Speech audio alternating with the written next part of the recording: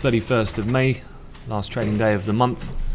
Let's get into the morning briefing then, and obviously the main headline that's dominating the press this morning continues to be centred around the looming UK election. And looking at cable this morning, as you can tell, we've had a quite sharp gap lower. Looking at the futures price here in regards to sterling dollar, and we closed last night 9:30, closing price of 128.66. We opened down at 128.03. If you were looking at the spot price last night, you would have seen a very sharp fall. I think it was around 10:30 last night when I saw it on Twitter. The pound depreciated quite substantially on the back of a latest YouGov seat projection. In terms of this morning then, we had a bit of a recovery overnight during the Asian session. Then when the early birds came in Europe, saw a bit of selling, briefly had a dip below 128, that being the support level of which we had in yesterday's session. Failed really to break that with any type of conviction. And then we've seen a pretty decent bounce off that level, and we've recovered to trade above S1 at the moment. So trading at 128.31 presently. But still down around 34 pips. So first of all, before we look at this price action in a bit more detail, let's look at the reason why it fell in the first place. And Piers and I were obviously talking about this at length in a kind of Q&A format. If you want to review that, it is available on our YouTube channel. I'll also pop that back in the chat for those who want to look at our discussion we had yesterday. And in terms of the news from last night, this is the YouGov Times seat estimate. Now this is interesting because essentially it's the first kind of seat by seat or constituent breakdown, and surprisingly it's shown that Conservatives, who currently hold a slim majority of 17, 330 is how that actually looks like at the moment to Labour's 229. This seat projector came in with the Conservatives at 310, 20 seats less than what they presently have, i.e. a loss of majority, and therefore Labour increasing to 257 from 229 means this is putting us into a hung parliament situation. Remember, a required majority, there's obviously 650 MPs in the lower house of parliament in the UK, so requiring then 326 for a majority. They currently, the Tories, sit just above that threshold. However, this would see them fall below that by 16 seats. Again, hung parliament. And if we were looking at the breakdown of the various scenarios, this is one of the most negative type of scenarios if this was to occur in reality. Hence, you've had a slight bit of pairing on the market's kind of conviction, if you like, on how much percentage that they're kind of putting toward a eventual majority for the Conservatives. Now, there is one caveat here, and the reason why the market, when you've come in this morning, you may be surprised that the market hasn't sold off further, and that's because YouGov, in this estimate, the model allows for very large variations, i.e. a large margin of error. Although this actual headline is suggestive of the Conservatives getting 310, which is obviously a decrease on their current stance, there is a range within this of a margin of error of 345 on the upside to 274 on the downside. That's a pretty huge margin of error as far as polling methodology goes. And so I think the market, and certainly the bookies' odds, which actually are pretty much unmoved despite this new information that we have to hand, are still fairly comfortable with the fact that, okay, this poll is saying what it is, but we don't really buy into it at this point. Don't forget as well, we were talking about the validity of different polls yesterday, in that there's a range really of around 5 to 6 percentage points at the most narrowest spread, all the way up to about 13, 14 on the high side. Now that doesn't sound too much in percentage terms, but that's the difference between a 100+ seat majority or a very slim majority. So in actuality, seat numbers, that's a huge spread. And so YouGov, as we know, sits on the most furthest or narrowest side of the spread. So that could also be a contributing factor as to why we haven't sold off a considerable amount this morning. ICM sits on the most widest spread. They're on about 13 at the moment. They had their latest update yesterday. If they came out with something similar to this, that would be very telling, because their methodologies are slightly different in terms of focusing more on demographic than voting intention, which is how YouGov calculate. And so, yeah, very interesting. The pound obviously has fallen. It's brought about a lot of headlines today about potential hung parliament.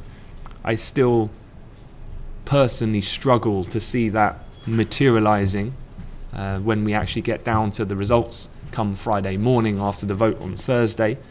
I would say the market, looking at the price, is thinking similar to what I'm saying, because if anything, if there was a credible or an agreed understanding that there was going to be this hung parliament scenario, well then the pound should be down to 126 already.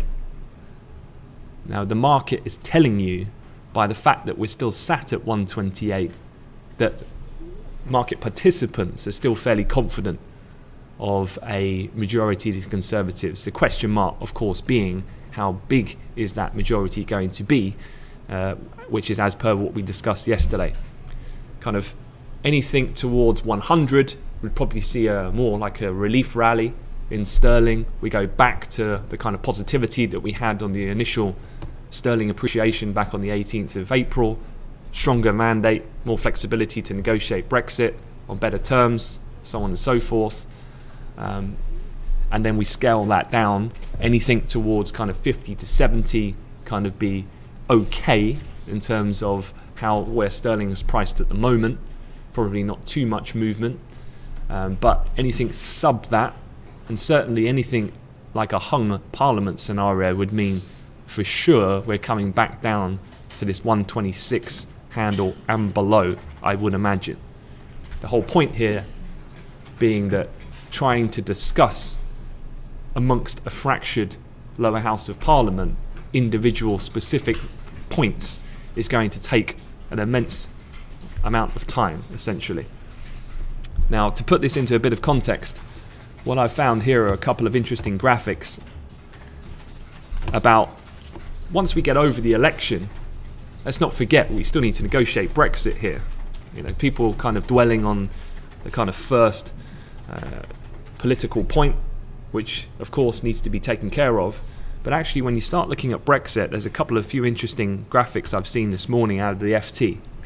This is one about after Brexit, the UK will lose more than 750 international agreements. So this is what actually, when you get down to the nitty-gritty of it, we will need as a country to start renegotiating. And obviously it's heavily dependent on bilateral deals and the countries whose approval is needed to recreate multilateral arrangements on the trade side, which will be ultimately very important. Now, when you actually scroll down, talks will need to take place with more than 160 countries.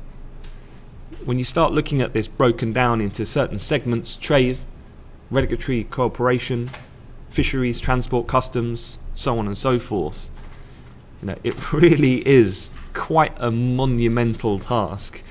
And this FT article this morning, which I did tweet if you want to have a read, it kind of interviews a couple of high-level law firms, asking them about the kind of length and duration of these talks, and it kind of just ratifies this whole belief that 2 years, there's no way a deal's going to get done in its entirety.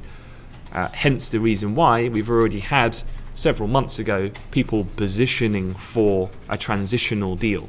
A transitional deal is of the utmost importance that the UK secures that.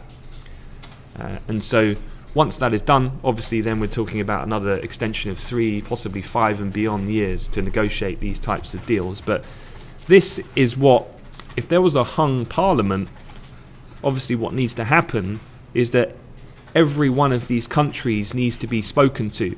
Now, just to give you a reference point, there's essentially 50-ish agreements that are in place with just the country of Switzerland alone. For the US, for example, I believe it's something like 44, 43 agreements that will need to be renegotiated. Each individual one, you would imagine, in reality, will probably take a matter of weeks, especially when you're talking about bigger, larger sized trade deals and regulatory deals. And so when you start to amplify that out against 160 countries over 750 different agreements, that's a big job. And so ultimately, then, this is kind of what we're trading at the moment is the election, and we're about to see potentially a knee-jerk reaction as to what the outcome might be. The baseline scenario is still being a Conservative majority, which gives them then, I would say, the market greater belief that they can navigate this Brexit process more smoothly. Yes, a Labour victory, however small probability that might be, might result in the end in a softer Brexit. It will ultimately mean a more disruptive Brexit process. So it's still a negative in that respect. I would say the way in which this is going in the long term, if we start to look at cable on a daily continuation, is that ultimately, although we've broken above it only a few weeks ago, 130 is likely to really cover the top side for the time being, unless you get 100 plus 150 type seat majority for the Conservatives. Then sure, we'll look at the top end of the post-Brexit range up at 135 possibly in the medium term. But in the long term, as you well know, most of Wall Street are anticipating the end of year target of cable being 125.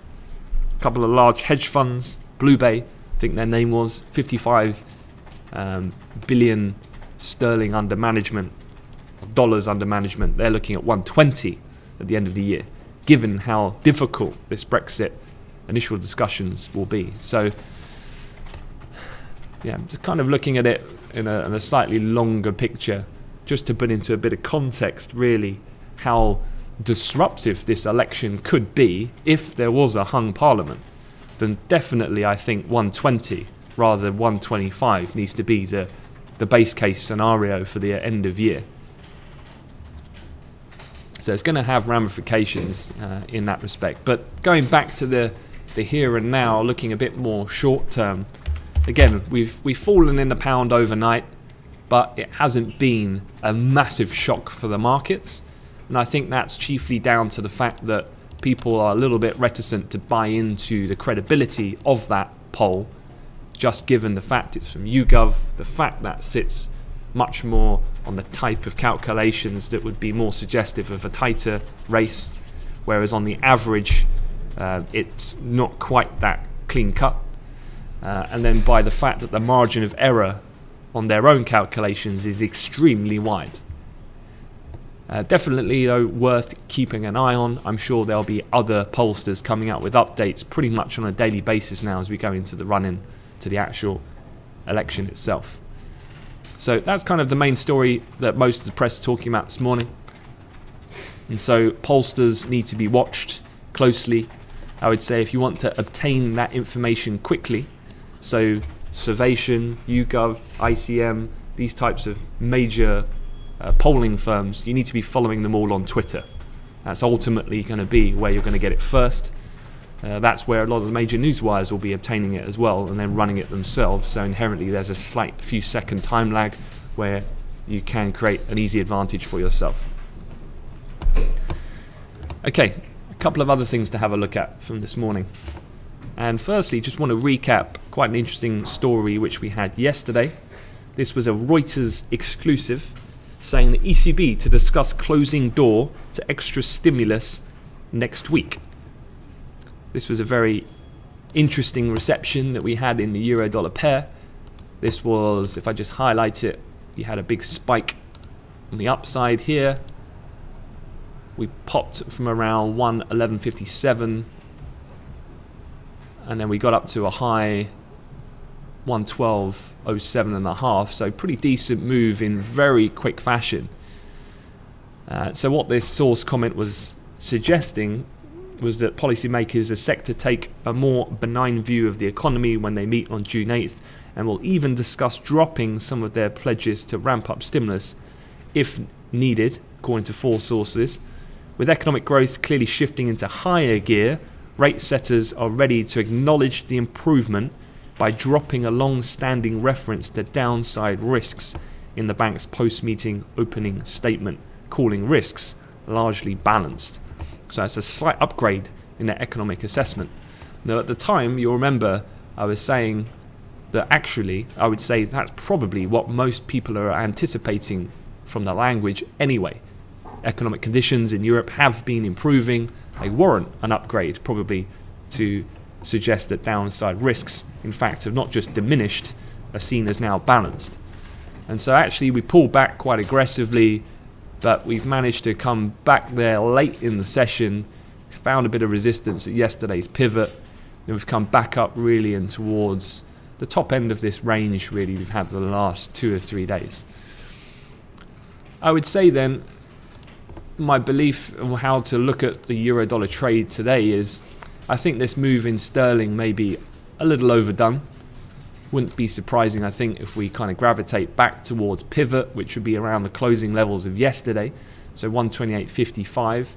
Obviously, if sterling starts to appreciate and outperform, then that might result in some dollar weakness and consequently lift euro-dollar currency.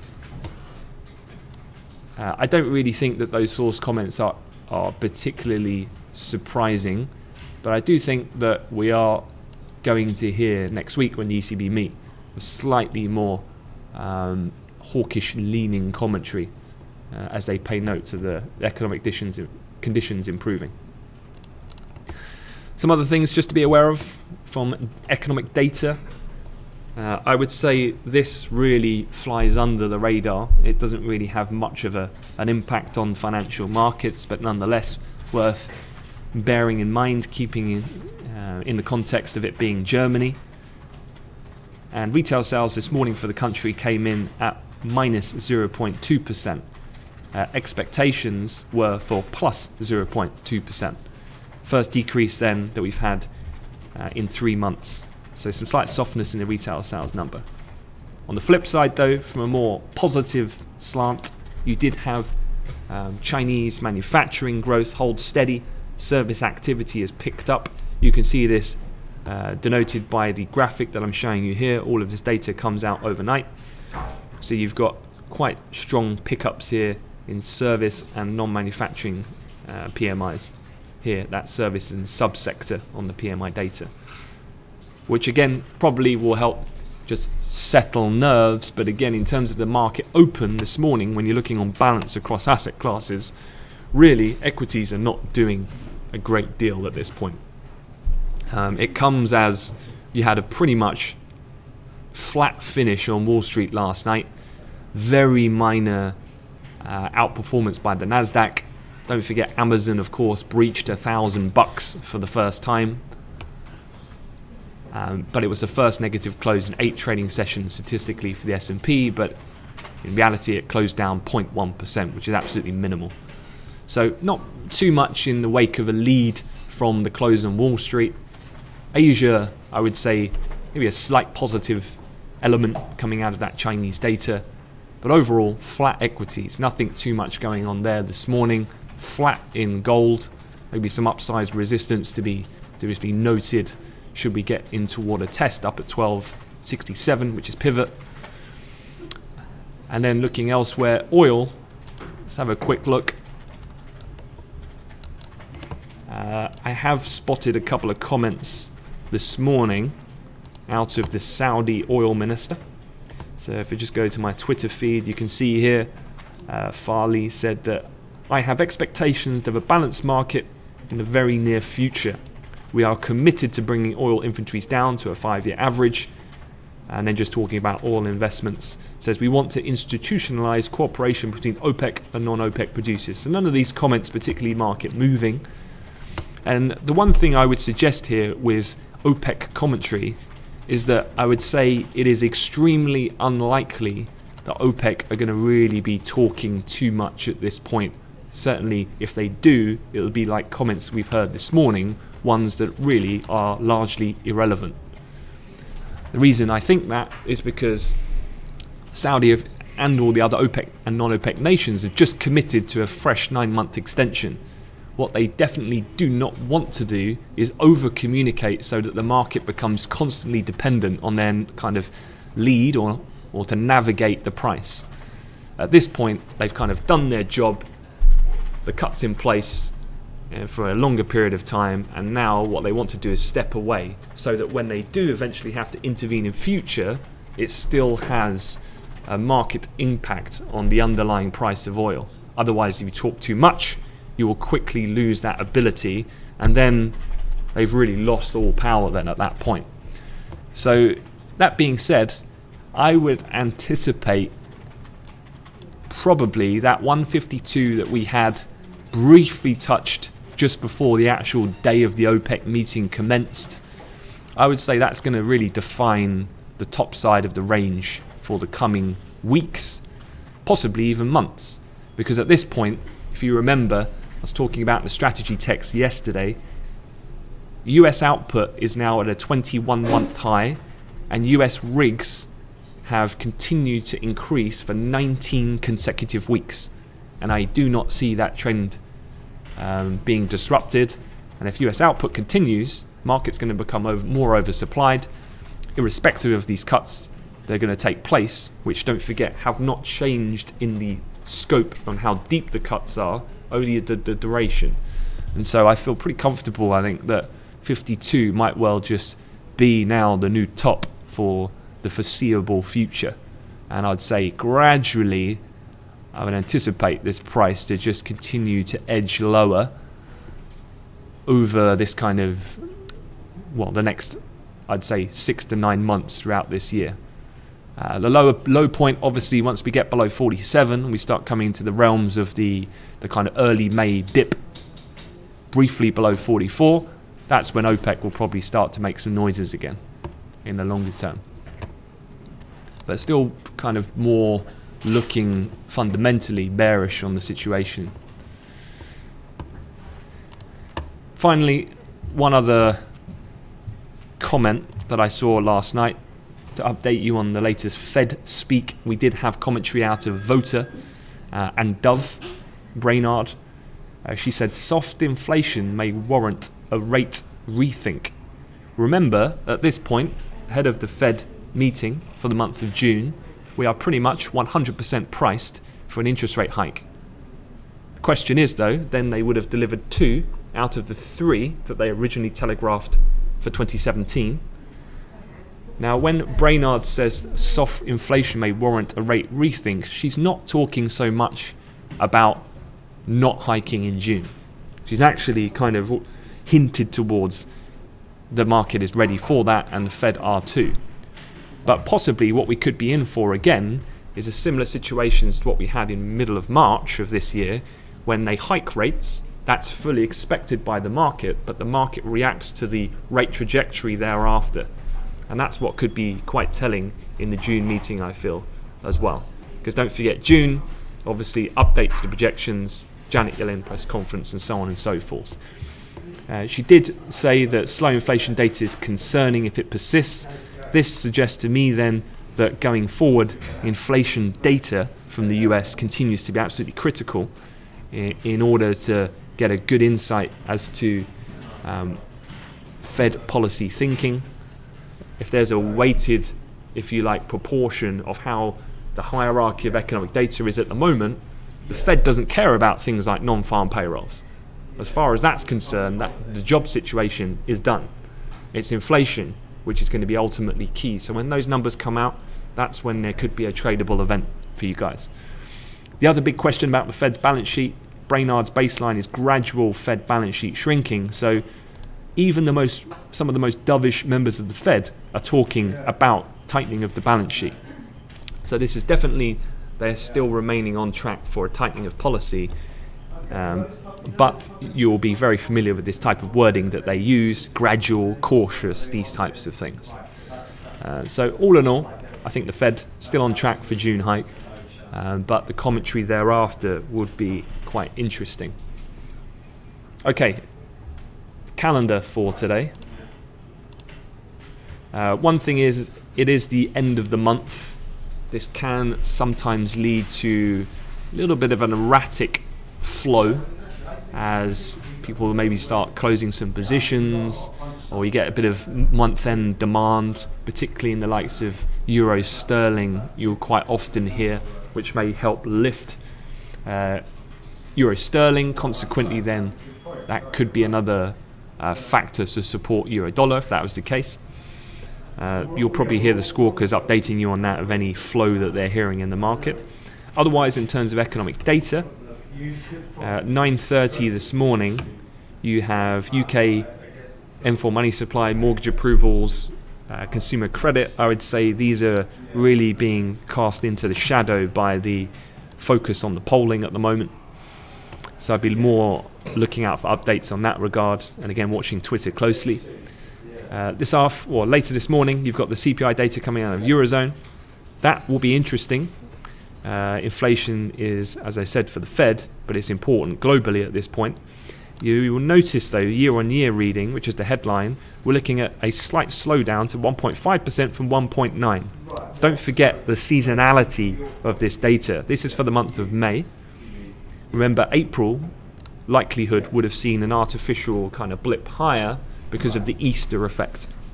So not too much of a surprise to see it slow down. This is probably more, if we were to look at the trend of the data, a revision back to the normal trend line. Looking into the afternoon, Canadian GDP, this is fairly dated data though. We're looking back to March when you look at it on the month-to-month breakdown of the first quarter reading. The main data for the afternoon really is Chicago PMI. I've just got this up here on a chart. Chicago PMI has been a phenomenally strong piece of data in recent times. We've had 3 consecutive really punchy numbers. The previous being at 58.3 was the highest since January of 2015. That was a particularly strong print. New orders touched almost a 3-year high. Employment, which recovered from last month's contraction. So be interested to see whether this data can hold up. Obviously, there's been a little bit of uncertainty over recent weeks about Trump, implementation risk, and so on and so forth. It's going to be absolutely critical that this data continues to track at fairly high levels if we're to keep markets up at these fairly high valuations, particularly in things like the equity market. Other than that, pending home sales, I'd say that's much more lower down the pecking order of importance, and even more so probably the beige book, which the market assigns a very low priority to. As per usual, API crude oil inventories after market. Speakers, you got Kaplan, who is a voter, speaking on Bloomberg TV, so be tuned into that. That'll be at 1 p.m. And then a slightly leaning hawk on the ECB Council, Sabine Lautenschlager, she'll be speaking at 1:30. So few things to look out for. Overall, I would say it's a fairly neutral type open, not a great deal going on. The DAX just been edging up slowly as I've been talking. I would say, I guess I'll be looking at the range play from really what's occurred since the recommencement of trade for this week. So first target being kind of around that R1, which is around the high briefly that we saw around cash open of US equities yesterday. Above there, any move beyond that, be looking at the 12,647.5, which was the initial high just after cash open yesterday morning. Not too much in the way though of drivers underlying that price action, so just be a bit careful in managing these positions. Obviously the DAX, as you know, has the propensity to be quite whippy if there is no one defined catalyst underlying the price movement. S&P, you can tell, nonplussed, no real movement going on there. Certainly I'd keep an eye when US equities open later on the performance of crude. If the bearish factors continue to take hold and the market sees some added pressure, obviously you'll be looking at $49 will be quite an interesting level here in crude. We're just above that at the moment. That defines the S1. on the daily pivots, but also the low point from yesterday's session seen yesterday afternoon, which was literally exactly on the pivot on the S1 level at 49.03. Again, heavy selling pressure in oil probably translate in some underperformance, and you might get the S&P Dow underperforming the Nasdaq, given the fact that the tech names will help prop up that other index. Okay guys, going to leave it at that. That's your brief for this morning. Any questions, as ever, just feel free to pop them in the chat. Otherwise, have yourself a good session. Thank you.